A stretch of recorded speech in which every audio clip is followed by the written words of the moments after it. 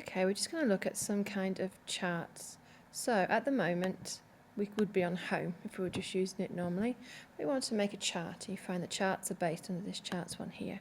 You've got column, line, pie, bar, scatter. We're just going to mainly look at scatter and bar because it's slightly different how they would like it to be laid out.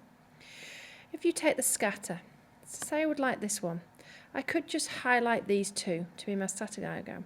But I personally want this column and this average column here. To be able to do that, you hold the control key down if you're on a PC and the command key if you're on a Mac. So I'm holding the command key down. So I'm just going to show you that again. I highlight the area. I take my finger off the mouse and I move it to the area I want. I hold the command or control key down before I start clicking. I then highlight the second area. So I want this to go into a scatter diagram. So if I go into the scatter diagram, so it'll show me my average here. If it didn't pick up average here, I'm going to show you in a little later on how to edit the series. At the moment, ours looks just like this. If you wanted a column graph or a bar graph, they both work in the same manner.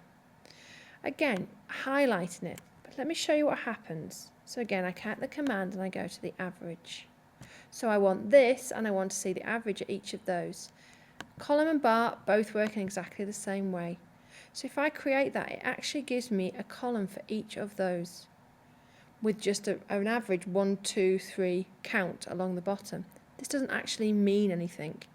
The reason is this. If you are doing a bar or column graph, it likes you to have letters or things it establishes as text on the left-hand side. So what we need to do is fool it. If you put a little dash in the air, this one here, it fools it. Can you see it sent it over to the left? Anything on the left is text, or in the eyes of the Excel. So I'm just putting one of those in front of each of those. I'm fooling it to make it think that it's got lots of text in there and not numbers. So I put one in, I fool it, okay? And I fool it again.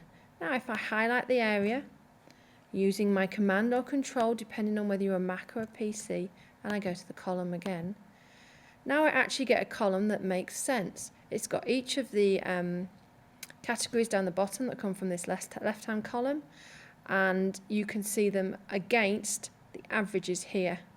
Okay? To be able to do that though, it must think that whatever's on this bottom is text, so you have to fool it.